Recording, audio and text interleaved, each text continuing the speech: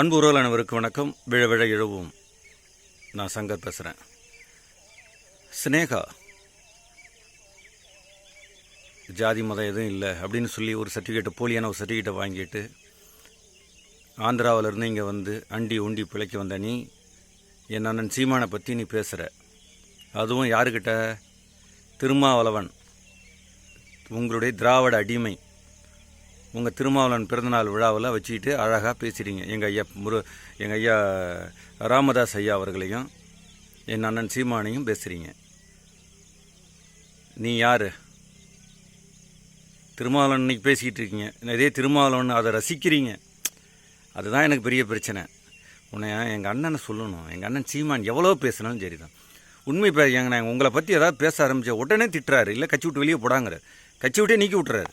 என் அண்ணன் திருமாவளவனையும் எங்கள் ஐயா ராமதாஸை பற்றி பேசக்கூடாது. ஏன்னா அவர் நம்ம இனத்திற்காக மிக முக்கியமான அடையாளங்கள். நாங்கள் துரோகி. உன் மேடையில் உட்காந்துக்கிட்டு உன் இடத்துல உட்காந்துட்டு உன் பிறந்தநாளுக்கு இதை நீ அனுமதி இல்லாமல் அதை பேசியிருப்பாங்களா? நீ என்ன செஞ்சு கிழிச்சுப்பிட்ட? நீ சொல்லு, என்ன இனத்துக்காக நின்றுட்ட? நீ அந்த கட்சியுடைய தலைவர் யார்? யாரோ ஒரு சம்பாரித்து வச்சு கருணாநிதி மாதிரி நீ விசிகாவில் நீ வந்து கைப்பற்றிட்ட. கருணாநிதி எப்படி அண்ணாகிட்டேருந்து கைப்பற்றினார், அது மாதிரி விசிகாவை நீ கைப்பற்றிட்ட. எல்லாம் ஒரு தமிழ் தலைவன், ஒரு சாதிய தலைவன், இனத்தலைவன் உன்னை சொல்லவே முடியாது. இன்னும் நான் கூட உன்னை வந்து தமிழ் இனத்துக்கு ஒரு அடையாளம் நம்ம அண்ணன் திருமாவளவன் அப்படின்னு நினச்சேன். நீ முதல்ல தமிழனே கிடையாது. என் தாய் மீது சத்தியம். உன் வரலாறை திருப்பி பார். நீயும் ஒரு உன்னுடைய பூர்வீக குடி நீ ஆந்திரா தான். யாருக்கு தெரியாது? சொல்லு பார்ப்போம். ஏதோ அப்படியே இருந்ததுனால சரி, ஏதோ இனமெல்லாம் கூட நிற்குது, சரி உன்னை பிரிச்சிடக்கூடாதுங்கிறதுக்காக எல்லாரும் பேசுகிறேன். நீ சத்தியமாக என் தாய் மீது ஆணையாக நான் உறுதியாக சொல்லுவேன், உன் மரபணு தமிழ் மரபணு கிடையாது. நீ தமிழனே கிடையாது. நீயும் என் தமிழ் தேசியத்துக்கு வந்தேரி தான். இன்னும் இருக்குது. சில பட்டியெல்லாம் எடுத்தோம்னா அது வருத்தமாக இருக்குது. இல்லைன்னா தான் ஆடுலாம் சதா ஆடுன்னு சொல்லுவாங்க, தெரியுமா?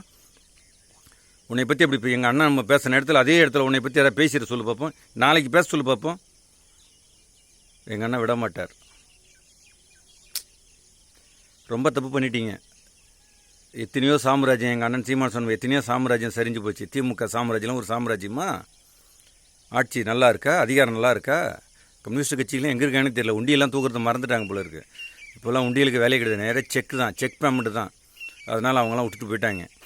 மக்களுக்காக போராடுகிற கம்யூனிஸ்ட் உண்மையான தொண்டர்களை பூராத்தையும் எப்போ வெளியேற்றணும்னு சிறுக சிறுக சிறுக சிறுக உள்ளே வந்து உட்காந்து அந்த உண்மையான போராளிகளை பூராத்தையும் வெளியேற்றிட்டேன். என்னையும் சேர்த்து தான் சொல்கிறேன். நானும் கம்யூனிஸ்ட்டில் இருந்தவன் தான், சிபிஐயில்.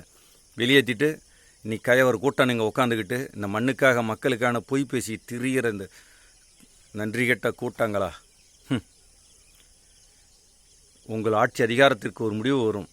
என் அண்ணன் சீமானா சொல்லணும், எங்கே திருந்துறாரா திருந்த மாட்டாரா தெரியல. மறுபடியும் உன்னை நொன்னான்னு தான் சொல்ல போகிறார். எனக்கு அதுதான் எங்கள் அண்ணன் மேலே ரொம்ப வருத்தமாக இருக்குது எங்களுக்கு. ஏன்னா இங்கேயும் நாங்கள்லாம் எல்லோரும் சகோதரனாக தான் பழகிறோம். எங்கள் விடுதலை சிறுத்தை கட்சிக்காரங்க அண்ணன் தம்பிங்களாக தான் பழகிறோம். உங்களை போன்ற தற்குறிகளால் தான் நாங்கள்லாம் பகையாளி ஆகிடுறோம்.